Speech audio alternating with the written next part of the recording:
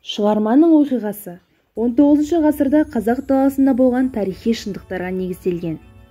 Романдағы бас кейіпкер Есеней, қалың керей-уақтың билігін қолына мықтап ұстаған аузы дуалы биі, атақты байы. Ол Шыңғыспен партиялық сайлауда таласса, тең түсетін өткір сөзді, алып денелі, қаранар іспеттес қайраткер. Жасында жауынгер, найзагер, батыр да болған. Кенесарының қалың қолымен кескілескен ұрыста ерлік көрсеткен, 200 сарбазын тұтқындап, стапқа өткізген. Кейін жараланып, орыс казактары дәрігерлерінің көмегімен ажалдан аман қалған. Ол қалың жылқысын өзінің жауынгер досы, бүгінде аяқ-қолы топ болып қалған Артықбай батырдың жайылымына байқамай қаптата жайып келе жатқанда, оның алдынан ерекше киінген кесек толғалы батырдың қызы Ұлпан қарсы шығып, Есенейді еселі сөзбен жеңіп, айып төлетеді.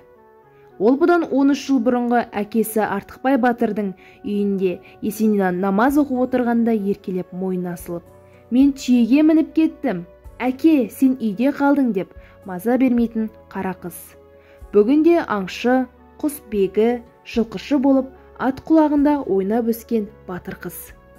Оның 2 баласы бір күнде шешектен өлген.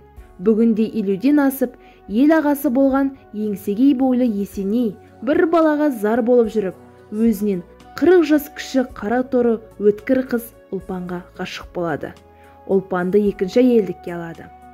Айналасы 10-15 жылда Ұлпан дүйім елді билетін ақылды ана болады. Бүкіл Торғай өзіне Есенейдің аты Ұлпанның атымен қатар жайлады. Ұлпанның шалы Есеней 9 жыл топ болып жатып қайтыс болады.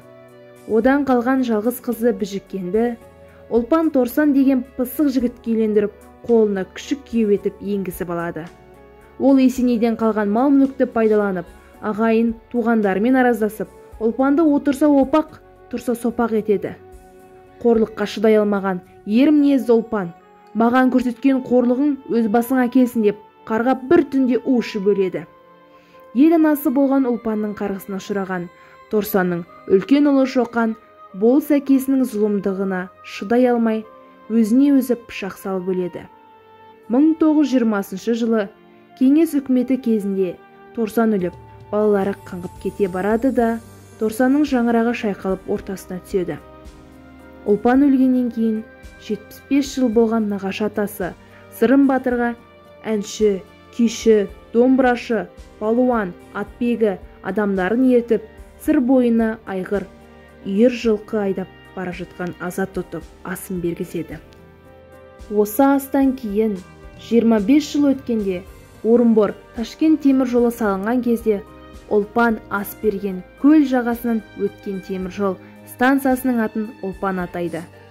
Романның ерекшеліктерінің бірі қазақ ауылының 100 жылдық тұрмысы, әдет-ғұрпы, барымта қалың мал беріп, қыз айттыру, бай мен кедей арасындағы, ел арасындағы жер дауы, жесір дауы кең көлемде сөз болады.